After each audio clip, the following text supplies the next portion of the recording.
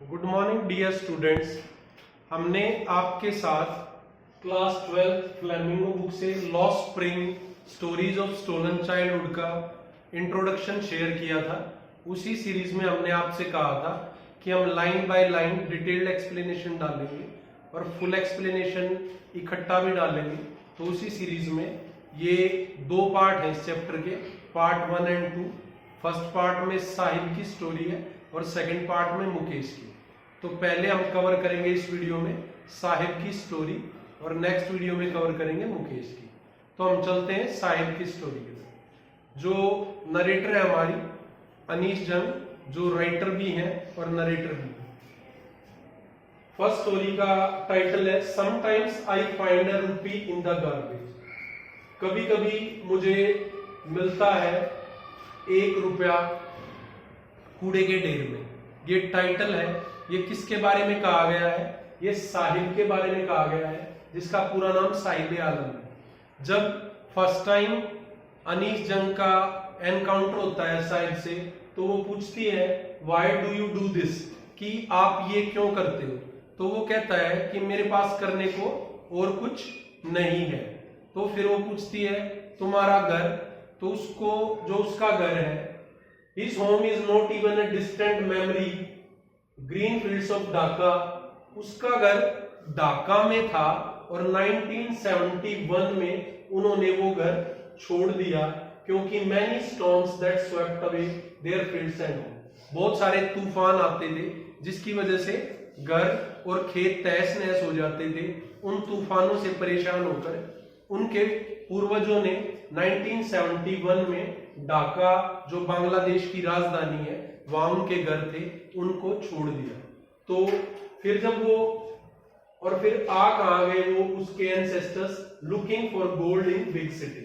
तो वो माइग्रेंट्स हैं जो इंडिया में आके शिफ्ट हो गए हैं और इंडिया में रहते हैं सीमापुरी में। सीमापुरी दिल्ली की आउटस्कर्ट्स पे एक छोटी सी कॉलोनी है, तो वो वहां सेटल हो गए हैं, जो माइग्रेंट्स फ्रॉम ढाका है। और साहिब और उनकी फैमिली जैसे बहुत सारे परिवार वहां रहते हैं।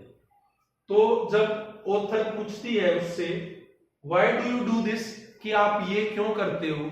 आई have nothing else to do, मेरे पास करने को और कुछ नहीं है। You don't go to school, there is no school. Author जब पूछती है कि आप स्कूल नहीं जाते, there is no school in my neighbourhood, is his reply. वो जवाब देता है कि हमारे पड़ोस में आसपास कोई भी स्कूल नहीं है। If I start a school, author कहती हैं कि अगर मैं एक स्कूल शुरू कर दूं तो। वो कहता कि कुछ नहीं कहता, जवाब दिए बिना चला जाता है। फिर जब अगली मुलाकात होती है ऑथर की साहिब से, वो दौड़ता हुआ आता है उनके पास और पूछता है इज योर स्कूल रेडी, क्या आपका स्कूल तैयार है? क्योंकि वो पढ़ना चाहता है, वो वहां पे एडमिशन लेना चाहता है, सीखना चाहता है। तो ऐसे जो वादे हैं, a promise that was not made, ऐसा वादा जो ऑथर ने किया था उसके साथ, जो कभी पूरा होने के लिए बना ही नहीं था। तो ऑथर से जब ये सवाल साहिब ने पूछा उस बच्चे ने, तो वो भी झेप गई, क्योंकि उन्होंने ऐसा वादा किया था जो पूरा होने के लिए बना ही नहीं था। और ऐसे वादे अंधेरी गलियों में बहुत हैं, उनके आसपास ऐसे ही वादे हैं जो कभी पूरे होने के लिए बनते ही नहीं। फिर मैंने जब काफी दिन हो गए उससे मिलते हुए, तो ऑथर कहती है, उसका नाम पूछा, उसका नाम है साहिब, उसका नाम है साहिब आलम।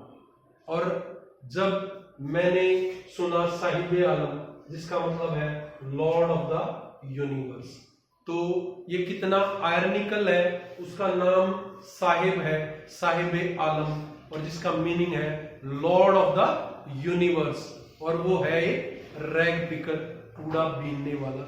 ये क्वेश्चन बहुत बार आता है कि what is ironical in the name of Sahib Alam. तो आयरनिकल यही है कि उसके नाम का मतलब तो है लॉर्ड ऑफ द यूनिवर्स, और वो है एक rag.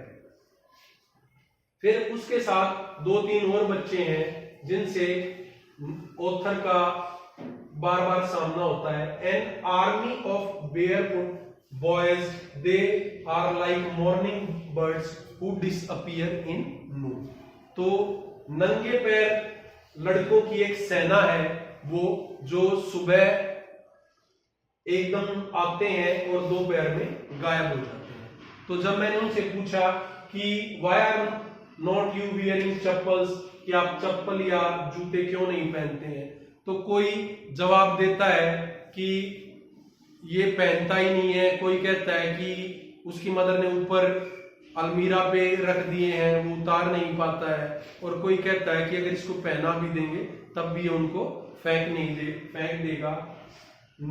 Lack of money is not the reason but tradition, that is the standard explanation given by each and everyone when asked about why are you not wearing chappals. जब किसी से भी author जैसे country में वो बहुत ट्रैवल किया उन्होंने, तो ये सवाल पूछती हैं कि आप चप्पल क्यों नहीं पहनते, जूते क्यों नहीं पहनते, तो पैसे की कमी नहीं बल्कि ट्रेडिशन की वजह से हम चप्पल या जूते नहीं पहनते, ये स्टैंडर्ड रिप्लाई रहता है सभी का। जबकि असल में गरीबी, भूखमरी और पैसे की कमी असल रीजन है। जो ऑथर है उनको काफी समझ आ गया क्योंकि उन्होंने कंट्री को काफी ट्रैवल किया। उनको जब ये आर्मी ऑफ बेयरफुट बॉयज उनको दिखती है तो उनको उडुपी की एक घटना याद आती है। उडुपी एक शहर है जहां पे एक पुजारी था और उसका बेटा था।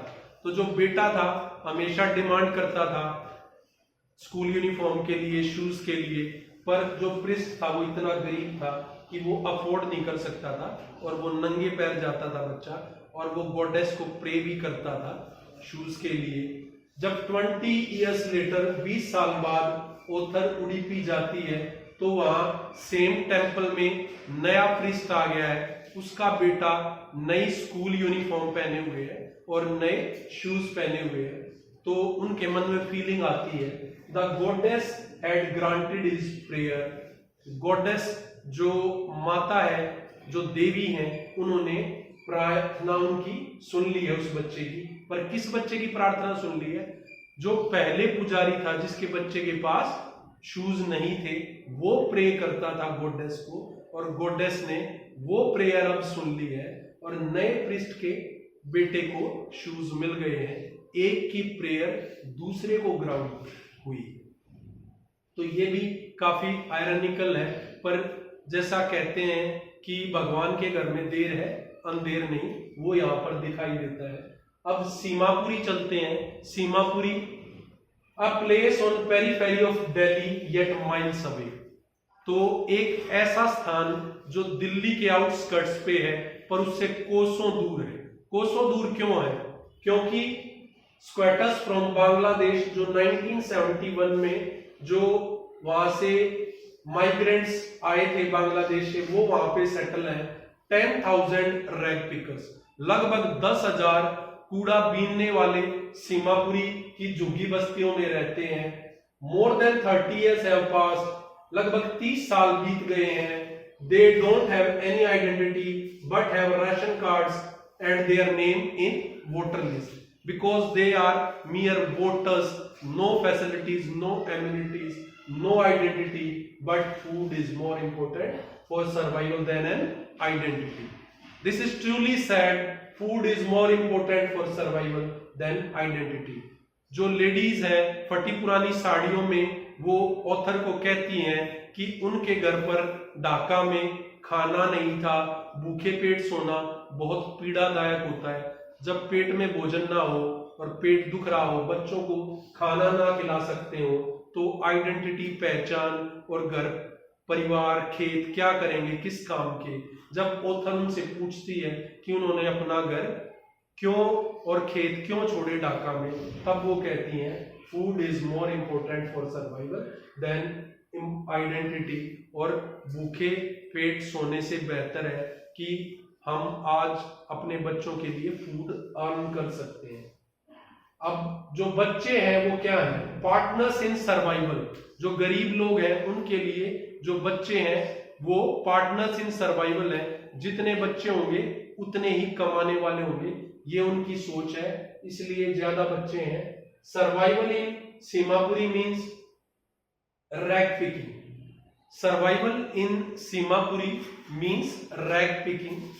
सर्वाइवल इन सीमापुरी मीन्स रैग पिकिंग।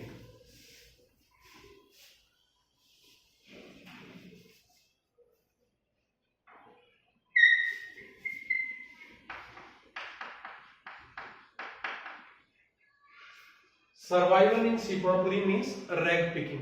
तो प्यारे बच्चों, सीमापुरी में जो रहने वाले हैं लगभग 10,000 रैग पिकर्स कूड़ा बीनने वाले रहते हैं। साहिब आलम और उसकी फैमिली भी उन परिवारों में से एक है। और सीमापुरी में सर्वाइवल का मतलब है rag picking. Garbage to them is gold, जो कूड़ा है उनके लिए सोना है। वो कूड़ा बीनने वाले हैं और सालों से ये अब एक फाइन आर्ट का रूप ले चुकी है। It is their daily bread, जो garbage to them is gold and it is their daily bread.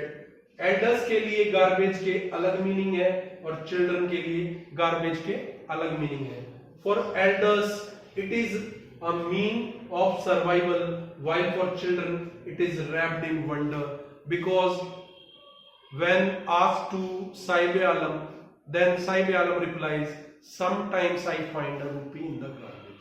जब ऑथर उन लोगों से मिलती है तो उसको पता चलता है कि गार्बेज उनके लिए गोल्ड है और उनका डेली ब्रेड है, और एल्डर्स के लिए मीन ऑफ सर्वाइवल है, परंतु बच्चों के लिए ये रैप्ड इन वंडर है।